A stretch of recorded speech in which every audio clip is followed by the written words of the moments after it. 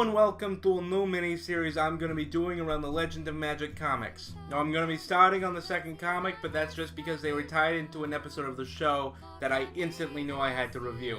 So without further ado, The Legend of Rockhoof the Strong. Now it's kinda obvious, but everything here is based on Norse mythology in small amounts. However, it's not exactly obvious what it is based on. The actual legend appears to be of their own invention, while everything else seems to have semi-specific cultural inspirations, especially character design, which I think I can make a few simple theories about. Right off the back, as soon as Applejack starts opening up the tail, we see these two ponies here. Let's start with the one on the left because, well, what else should I be doing? The blue pony has the world tree Yggdrasil as his cutie mark, known in Norse myth to hold the 9 worlds in its branches and roots. The name Yggdrasil comes from the terms Ygr and Drisel, meaning the horse of Odin.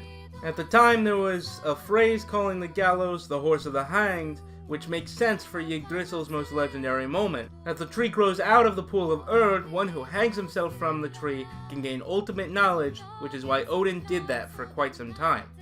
I believe that this blue pony is representing Odin in some way, and he is likely to be the most intelligent of the group, or at least the most sage-like. Now for the character he is sparring with, this orange pony. Anyone with even a passing knowledge of Norse myths, or Marvel comics for that matter, will recognize this as Mjolnir, the ultimate weapon of the gods and the hammer of Thor. The name, meaning lightning, pairs with Thor's own, which means thunder. However, while it cannot be divorced from its use as a weapon, that's not its only use. Thor's hammer was also known to be used in ceremonies, such as births, weddings, and even funerals. However, it was not until Christianity came knocking that they caused its modern meaning, a sort of anti-cross.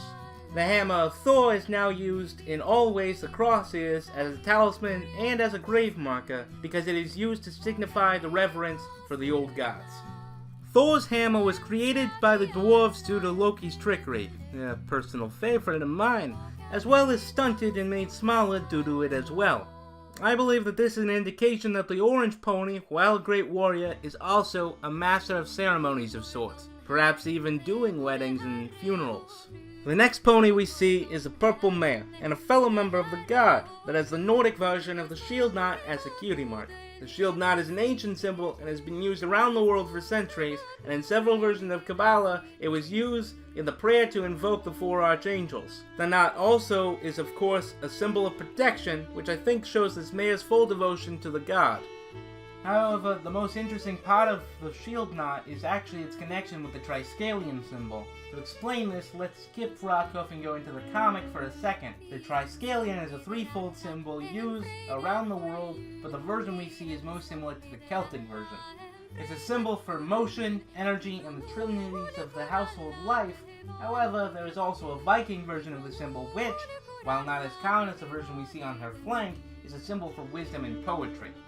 I believe that this is proof that, because she is the leader pony, she actually has the required attributes to be a leader, especially among these ponies who seem to have other non-god attributes as one would have in a medieval setting. Now back to the show for one last pony, the stallion of the hour, Rockhoof. Rockhoof's feat of strength is only doubled by the importance of his own cutie mark, the Valknut, which is one of the most common yet least understood symbols among Norse mythology, another symbol of Trinity which frankly kind of common among foreign religions. Now most scholars think that it's mainly used as the knot of those who have fallen in battle. This makes sense as he is willing to sacrifice himself to prevent the lava from coming to the town.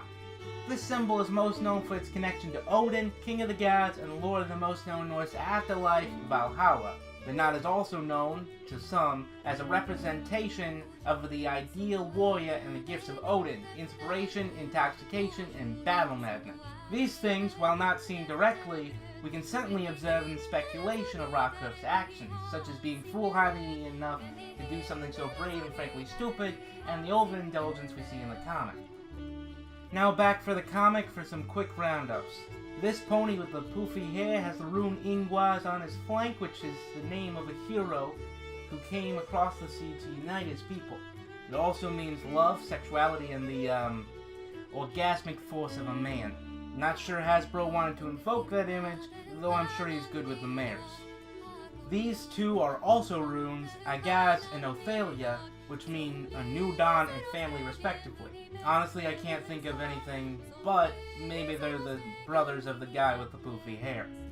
And finally, this guy's cutie mark is the alchemical symbol for Earth, which, seeing as he's an Earth pony, I frankly think means some comic artist thought he was funny.